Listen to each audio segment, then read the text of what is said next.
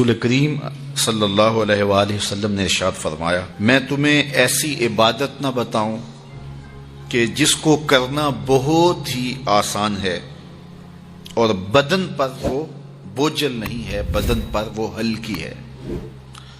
عبادتوں میں مشقت تو اٹھانا پڑتی ہے۔ آپ نماز پڑھنا چاہیں گے تو آپ کو وضو کرنا پڑے گا ٹھنڈے پانی سے، چل کے مسجد جانا پڑے گا، رکوع و سجود ہوں گے۔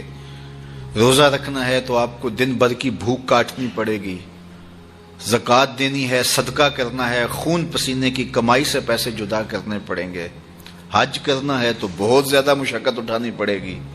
جتنے بھی اعمال ہیں خیر کے، اچھائی کے، ان میں بہت زیادہ مشقت اٹھانا پڑتی ہے۔ یہ طالب علم یہاں پڑھ رہے ہیں، 8 سال کا چلہ کاٹ رہے ہیں، معلمین پڑھا رہے ہیں، صبح تہجد سے اٹھتے ہیں اور شام تک ایک وظیفے میں لگے ہیں، علماء ہیں کام کر رہے ہیں، بہت سارے لوگ، کتنے مشقت والے کام ہیں، تب اللہ کی رضا جا کے نصیب ہوتی ہے۔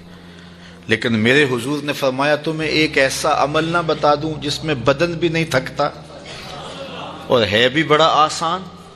اللہ اکبر! فرمایا وہ عمل کون سا ہے؟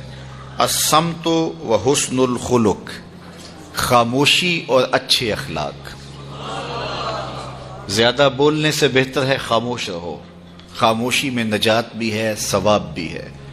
زیادہ بولنے والا جھوٹ بھی بول لیتا ہے، زیادہ بولنے والا گالی گلوچ اور سب و شتم پر بھی اتر آتا ہے، زیادہ بولنے والا کسی کی پگڑی بھی اچھال دیتا ہے، زیادہ بولنے والا غیبت بھی کر لیتا ہے، زیادہ بولنے والا ایسا مزاح کر لیتا ہے جس سے کسی کو تکلیف پہنچے۔ زیادہ بولنے والے سے بہت ساری غلطیاں ہو جاتی ہیں، جو تھوڑا بولے اس سے غلطیاں کم ہوتی ہیں، چونکہ انسان کے زیادہ گناہ جو ہے وہ اس کی زبان کی وجہ سے ہوتے ہیں۔ ایک روایت میں آتا ہے جب صبح ہوتی ہے سارے اعضائے بدنیاں زبان کے آگے ہاتھ جوڑتے ہیں، بی بی تو چپ رہنا، چونکہ بولتی تو ہے اور مصیبت سارے اعضائے بدنیاں کو سہنا پڑتی ہے۔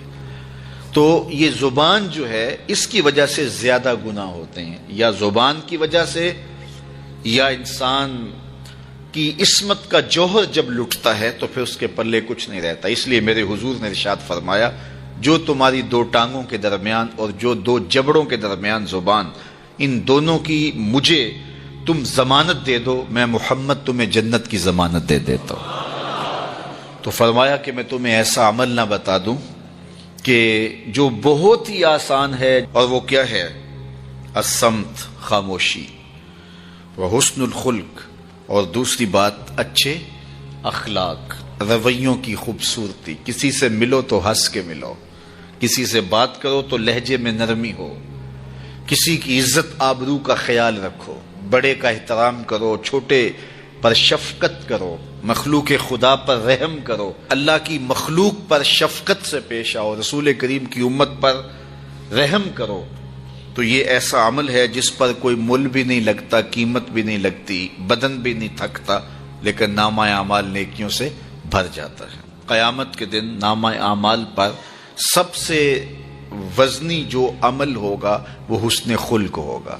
حضور نے فرمایا کہ بیہودگی اور فحش کلام کرنا، یہ سب کچھ جو ہے، تو فرمایا یہ اسلام میں سے نہیں ہے، اور بہترین اسلام وہ ہے جس میں خلق اچھے ہوں۔ حضور نے ارشاد فرمایا کہ جو حسن خلق ہے یہ گناہوں کو اس طرح مٹا دیتا ہے جس طرح جو مصفہ پانی ہوتا ہے، اچھا پانی ہوتا ہے، وہ بدن سے میل کچیل اتار دیتا ہے، اور جو برے اخلاق ہیں وہ عمل کو اس طرح فاسد اور ضائع کر دیتے ہیں جس طرح شہد کے اندر سرکہ ڈال دیا جائے تو شہد صحیح نہیں رہتا۔ تو عمل اچھے ہیں لیکن بدخلقی ان اعمال کی بربادی کا سبب اور ذریعہ بن جاتی ہے۔ اللہ جل شانہ ہمیں معاملات کے اندر خوبصورتیاں نصیب فرمائے، رفق، نرمی نصیب کرے، معاف کر دینے کی توفیق نصیب کرے۔ رزق کمانے کے جو مقاصد ہیں وہ بہت سارے ہو سکتے ہیں، لیکن شریعت میں کاروبار کرنے کے، رزق روزی کمانے کے بنیادی مقاصد 3 ہیں۔ پہلا مقصد اپنے آپ کو سوال سے بچانا. دوسرا مقصد اپنے آپ کو حرام سے بچانا.